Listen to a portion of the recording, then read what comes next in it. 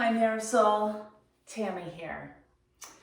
In this first video, I'm just going to talk a little bit about ways that we can sit or arrange our bodies in a way that allows us to focus on the breath.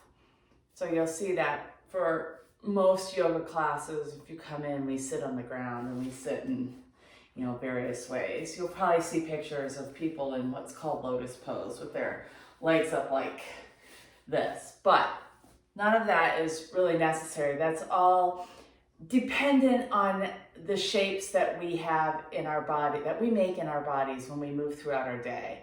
And since yoga comes from India in the East, and most of them don't sit in chairs for as long periods as we do, or at least it was that way, and they spend a lot of time squatting.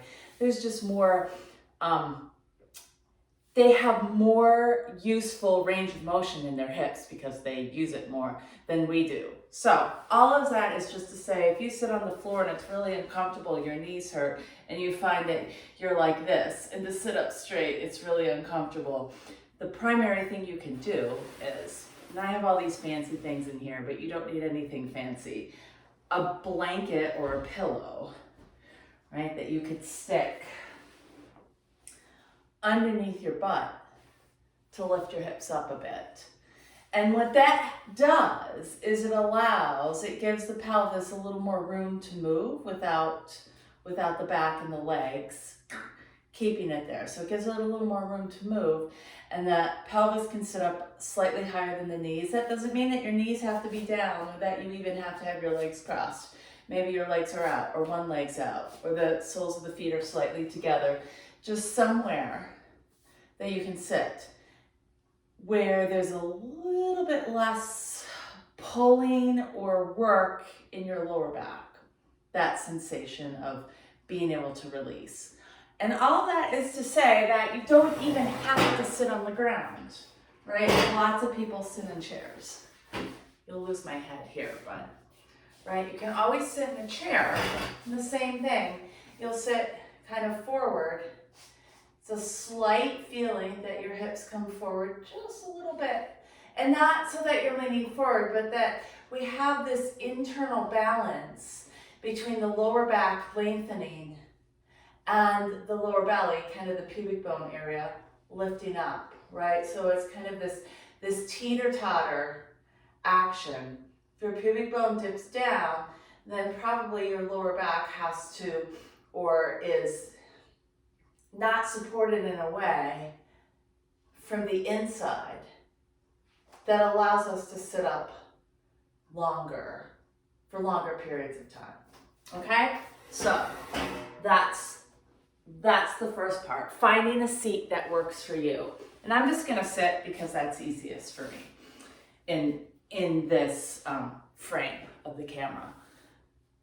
So I thought we'd start off with just a couple of moments of breathing.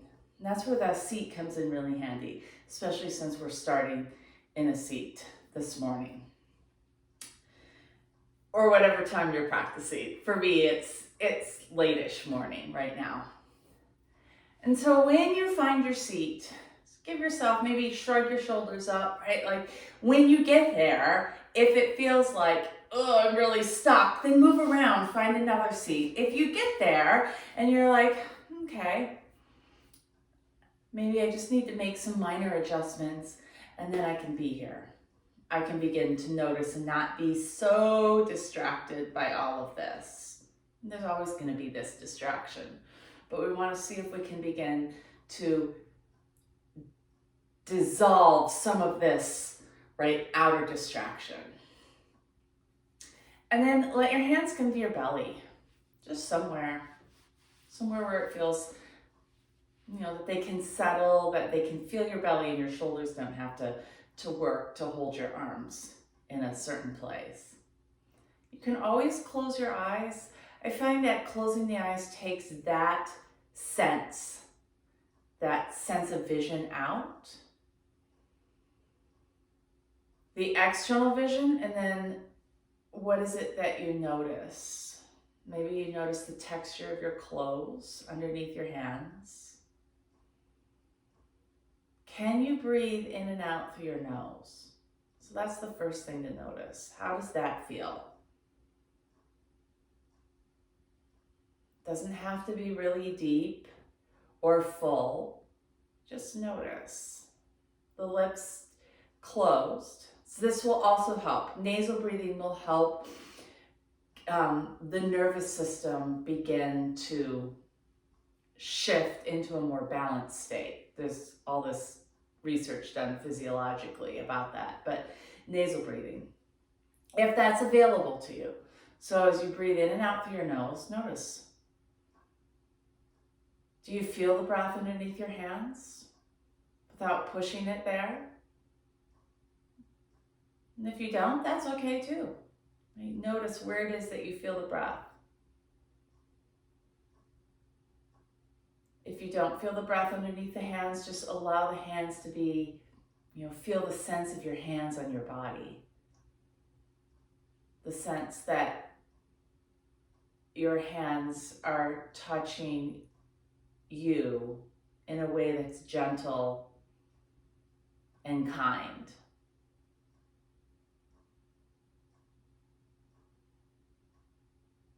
And after a couple of moments of noticing what's going on here, maybe you can start to feel the breath or let your hands come to the sides of your waist. What do you notice? Maybe it's not as tactile. The breath isn't as tactile in your hands over here. And more of a sense of curiosity. A couple rounds there. Is there a temperature to the breath moving into your nose? Does it shift? Does that temperature differ as you exhale through your nose?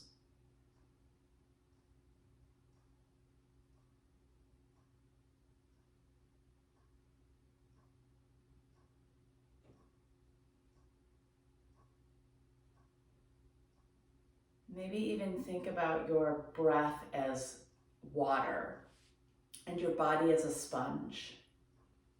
So the sponge is just here to receive, right? And when you allow the water to begin to trickle into the sponge, maybe one hand even comes to your back. There's a lot more structure in the back, so it's not as, the breath isn't as immediately evident back there. But if you know that there's a back wall of your abdomen, and also as the diaphragm comes down into your lower ribs. And so there might even be a sense of movement back here, some sort of movement. So back to the breath. The idea of the breath as water moving into a sponge. And sometimes when our sponge it hasn't been used in a while, right? It's brittle, it's very hard. And when we run water over it, the water tends to just run over it. And taking some of the pressure out of that water, making the water more of a trickle, begins to saturate that sponge sometimes, or just letting the water still pour over that, and eventually the sponge begins to soften. And then the same thing with the body.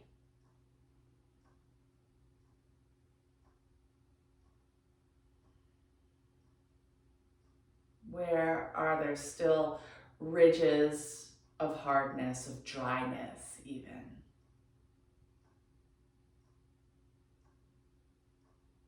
And it's less about, turning the sponge and squeezing it, and more about just pausing and letting things happen.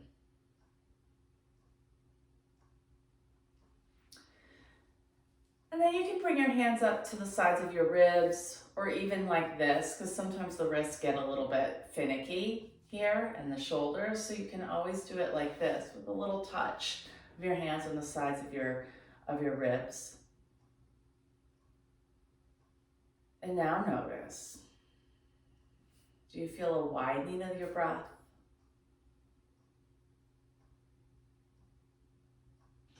What does it feel like to have the breath moving within the space of your rib cage? Or can you sense that? And sometimes when we don't physically sense it, to just imagine. So I like to think about my rib cage as a hula hoop. And I'm being curious about my breath moving within the circumference of that hula hoop.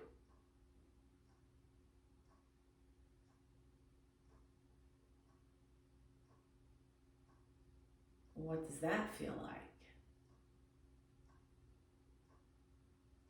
Are you still practicing nasal breathing?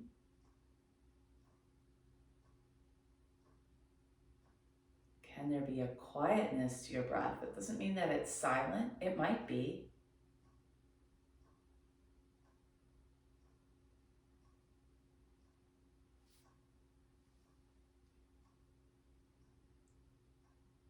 Can you feel the breath into the space of your back ribs? Or the possibility of it moving back there?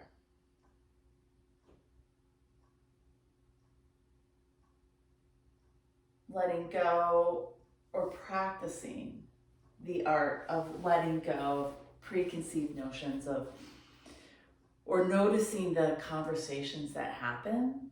Oh, I'm not feeling it there. I should be. No. There's no should for any of this. It's all could. Is it possible? And then the last one is to bring your fingers up to your chest, around wherever it feels comfortable. Yeah, and notice the texture of your clothes, notice the texture of your skin, the temperature of your skin.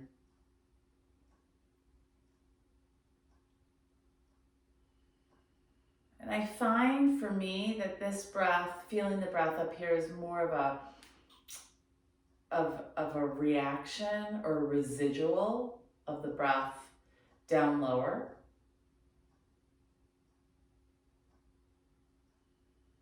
And many times there's not a felt sense of the breath underneath my fingertips.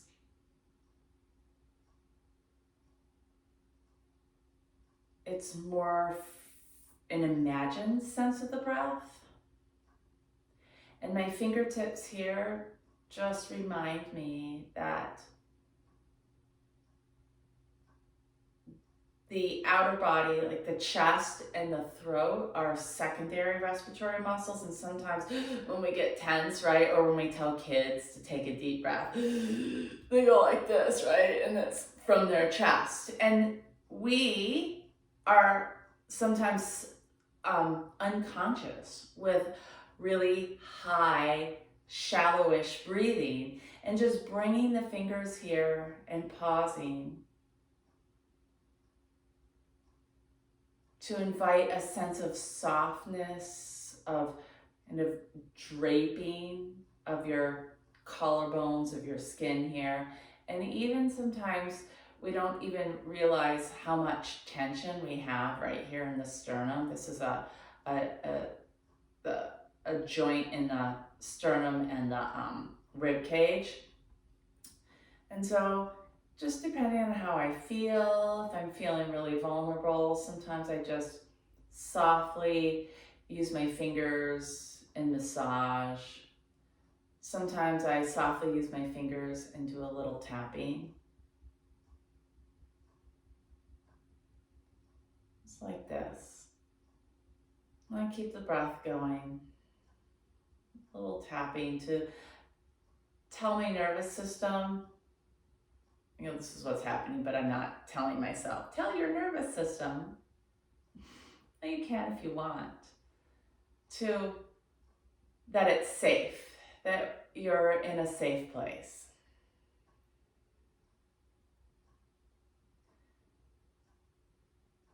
And then I usually end with just letting my hands relax somewhere. Sometimes I like to have the feeling of my hands on my knees with soft, relaxed fingers. And again, the eyes could be open or closed, and just notice the sense of your breath. Or even beyond that, maybe it's not really the breath that you're noticing, but you're noticing the state of your body. Maybe you feel that the shoulders have moved away from your ears, or maybe you felt that something in your face has released, or your throat. So that's a really gentle, viable way to just reconnect with yourself through the breath. In a seat. That is video number 1, and I will add on some movement in the next ones. So let me know if you practice this, how it landed with you, and we'll go from there. All right.